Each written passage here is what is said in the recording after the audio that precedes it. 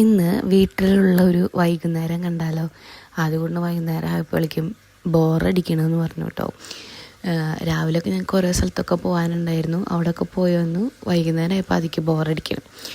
അപ്പോൾ ഞാൻ നോക്കിയപ്പോണ്ട് അലമാരയുടെ മേലിൽ ഞങ്ങൾ പോകുമ്പോൾ കെട്ടിവെച്ച ആദ്യക്കുട്ടൻ്റെ പഴയ ടോയ്സ് കേട്ടോ. അതായത് ഞങ്ങൾ പോകുമ്പോൾ ആദ്യക്കുട്ടന് 4 വയസ്സേ.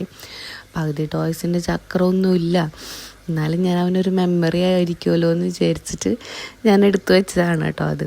അപ്പോൾ അതയച്ചു കൊടുത്തപ്പോൾ ഫുള്ള് ഡസ്റ്റാന്ന് പറഞ്ഞിട്ട് അതിനെ ഫുള്ള് കഴുകി വൃത്തിയാക്കി തുടച്ച് ഉണക്കാൻ വെക്കാനാണ് കേട്ടോ ഈ കാണുന്നത്. വെള്ളത്തിൽ കളിക്കാൻ വേണ്ടിയിട്ടാണ്, വേറെ ഒന്നിനുമല്ല. അപ്പോൾ അതിൻ്റെ പിന്നാലെ കുറച്ച് നേരം നിന്നപ്പോൾ അവൻ്റെ ബോറടിക്ക് ഒരു ശമനം കിട്ടി. അത് കഴിഞ്ഞ് അത് ചെയ്ത് കഴിഞ്ഞപ്പോൾ അത് ഡ്രൈ ആക്കാൻ വെച്ചിരിക്കുക, അത് ഡ്രൈ ആവാണ്ട് കളിക്കാൻ പറ്റില്ല എന്ന് പറഞ്ഞിട്ട് അടുത്ത വേഷം കെട്ട് തുടങ്ങി.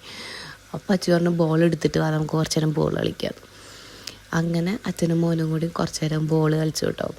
അപ്പോൾ ബോൾ കളിക്കുമ്പോഴത്തെ പ്രശ്നം എന്താണെന്ന് വെച്ച് കഴിഞ്ഞാൽ ഇവിടെ ടൈലിട്ടിരിക്കുന്നതുകൊണ്ട് അവൻ ചെരുപ്പിട്ട് കളിക്കുമ്പോൾ അതിൻ്റെ സൈഡിലൊക്കെ കാല് കൊള്ളുകയാണ്.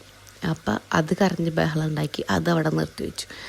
അപ്പോഴാണ് അമ്മ പറഞ്ഞത് നല്ലോണം പേരയ്ക്ക ഉണ്ടായിട്ടുണ്ട്, അമ്മയ്ക്ക് പൊട്ടിക്കാൻ പറ്റണില്ല, പൊട്ടിക്കാം.